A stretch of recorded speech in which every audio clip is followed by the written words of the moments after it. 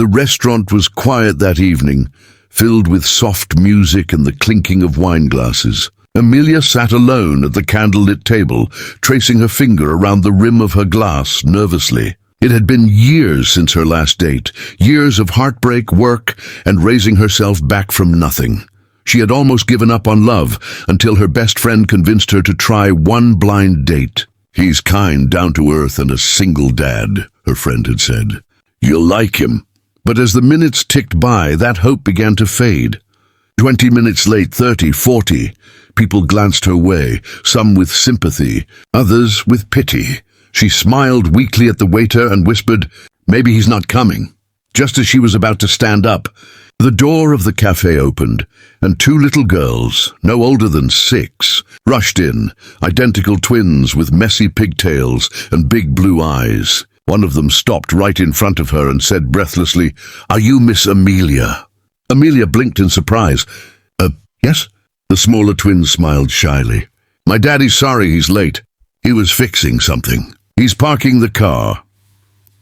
Before Amelia could respond, a tall man appeared behind them, his hair slightly tousled, a few grease stains on his shirt, holding a small box of flowers. His eyes were tired but kind. "I'm so sorry," he said, his voice warm and deep. "Traffic was a nightmare, and my babysitter cancelled last minute, so—" He glanced at the twins. "I brought my world with me." Amelia's surprise melted into a laugh. "You're forgiven," he smiled, setting the flowers on the table. "I'm Ethan." They sat down. The twins sat at the next table, coloring quietly with crayons the waiter brought over. Every now and then they peeked over and giggled when Amelia made a face or smiled at them. Conversation flowed easily. Ethan wasn't what Amelia expected. He was genuine, humble, funny in a soft way. He worked as a mechanic, ran his own small shop and raised his girls alone after losing his wife 3 years ago. "I didn't think I'd ever do something like this again," he admitted. "Dating, I mean. My daughters keep telling me I need to find someone who laughs." Amelia chuckled. "Smart girls." As the night went on, something warm began to bloom between them, a quiet understanding. When Ethan laughed, his eyes lit up, and when Amelia spoke about her struggles and dreams, he listened like every word mattered. Then, as dessert arrived, one of the twins climbed off her chair and walked over. She tugged Amelia's sleeve gently. "Miss Amelia." "Yes, sweetie?" The little girl whispered, "You smile like Mommy used to." Ethan froze. His eyes glistened, and for a moment he looked away, taking a deep breath. Amelia reached out, placing her hand over his. "She must have been wonderful." "She was," he said softly, "and she'd like you." That night didn't end with awkward goodbyes. Ethan insisted on walking her to her car, the twins skipping ahead. When they reached the parking lot, Lily, the bolder twin, turned and said, "Daddy, can Miss Amelia come next time we make pancakes?" Ethan laughed. "That depends on Miss Amelia." Amelia smiled, looking at the twins and then at him. "How could I say no?" From that night, something changed.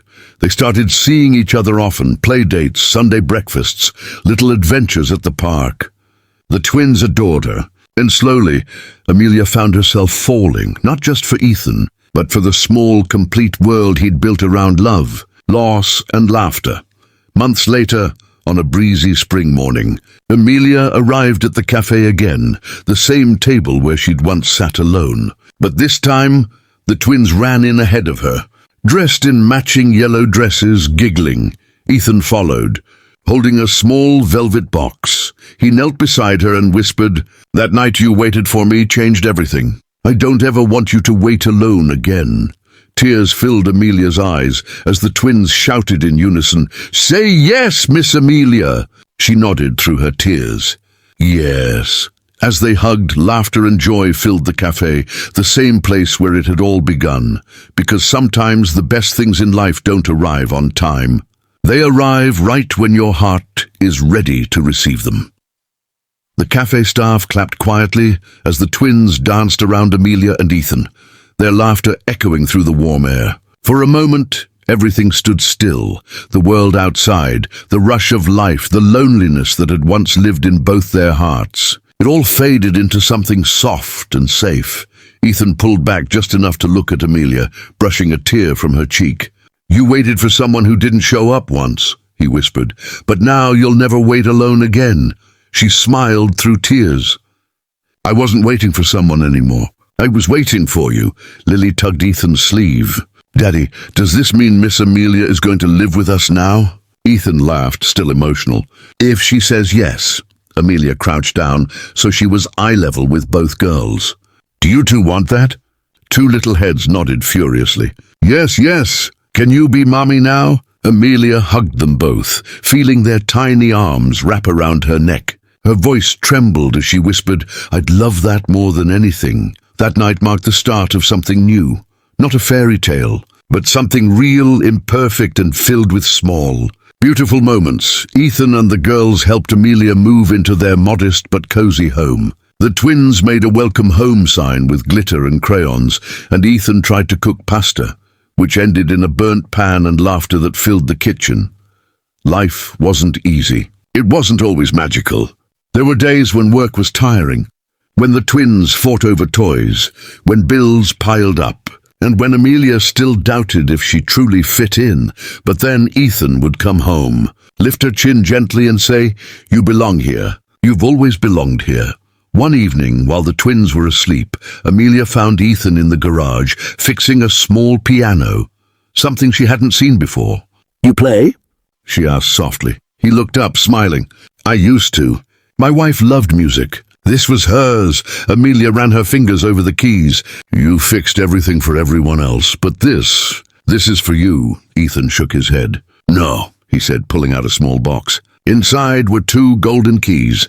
"This is for us," she blinked. "What are these?" "One for the house, one for my heart." His voice was quiet but steady. "You've mended things I didn't even know were broken." Her tears fell freely this time. And when she hugged him, it felt like home, not the walls around them, but the people within them. The following morning, the twins ran into their room with excitement.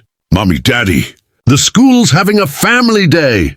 Can we all go together?" It was the first time they'd called her Mommy, naturally, without hesitation or shyness. Amelia froze for a second, overwhelmed. Ethan reached for her hand and smiled.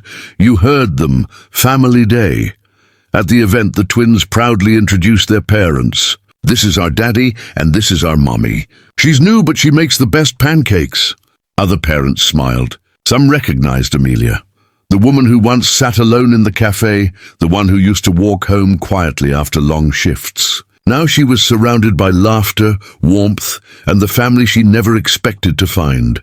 As the day ended, Ethan leaned down, kissing the top of her head. "You know, Amelia," he said softly, "I used to think my life ended the day I lost my wife. But I was wrong." She looked up at him, eyes glistening. "And I used to think I'd never be chosen," she whispered. "But you and your girls proved me wrong." They stood under the fading sunlight, hands entwined, watching the twins chase butterflies on the grass. Sometimes love doesn't arrive the way we imagine, not with fireworks or perfect timing. Sometimes it walks in late, holding 2 little hands, carrying laughter, and fixing everything you didn't know needed healing. And in that quiet, gentle way, it stays forever.